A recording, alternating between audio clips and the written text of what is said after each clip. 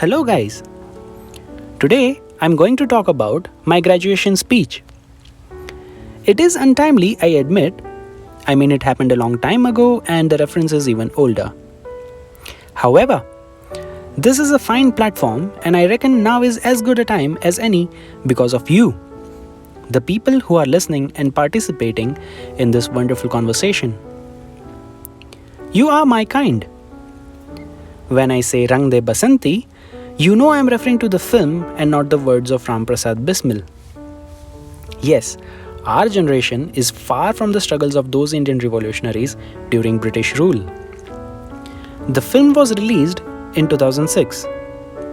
I was still in school back then, but even today I remember it exceptionally well. For those who haven't seen it, it is about a group of friends who share an emotional bond like none other.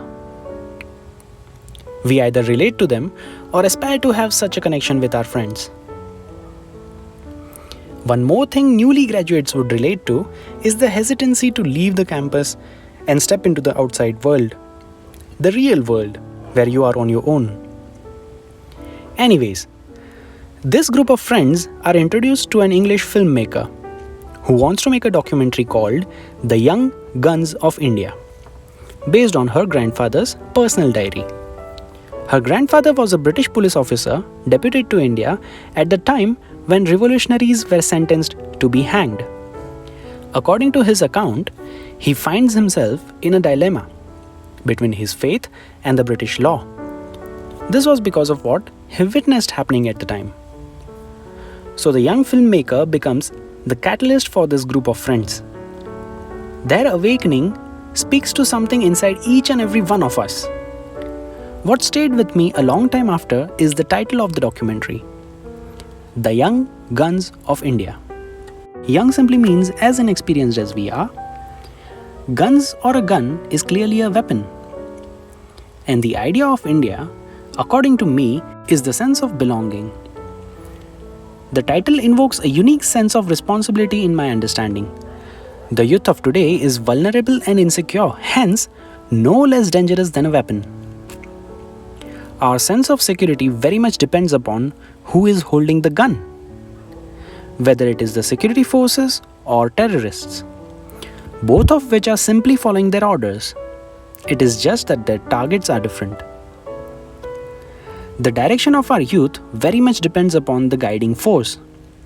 So choose your gurus very carefully. Now, if the youth is a gun, then knowledge is its ammunition, which is still not a good thing. Let me explain you why. When you think about it, our mind and body are not that different. What we eat, our body puts it through a digestion process and provides us with energy. Too much of food or too little of it only does harm to our body. Same applies for knowledge.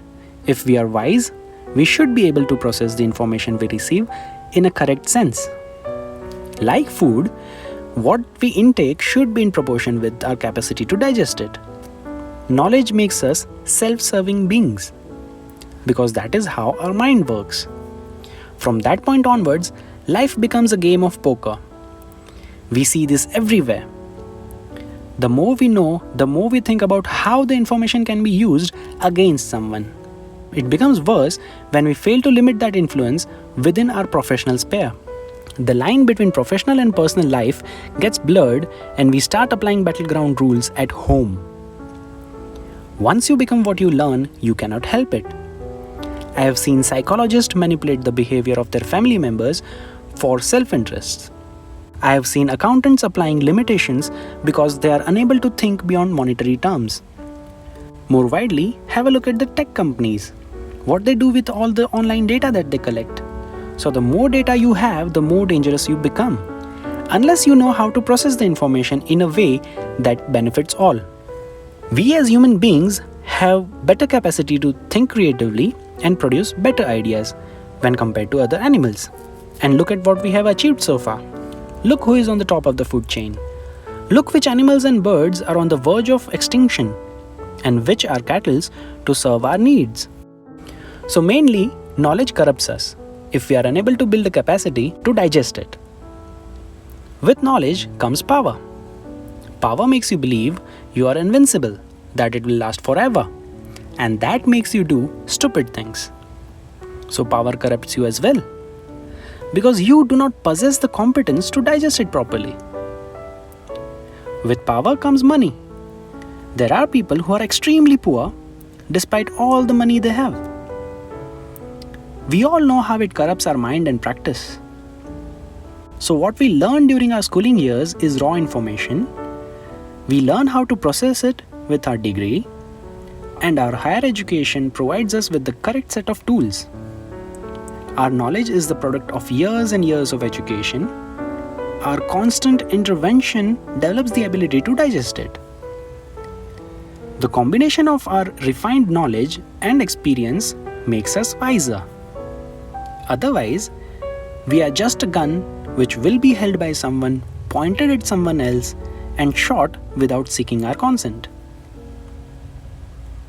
So, I invite you to intervene with your acquired knowledge. Pay attention to what you like and what you dislike, which movies you watch, what books you read. Do not be a passive reader, actively participate. Notice when you disagree with the author. Justify your disagreement. When you agree with something, note down why. The chances of you falling prey increases if you blindly agree with something because it aligns with your belief system.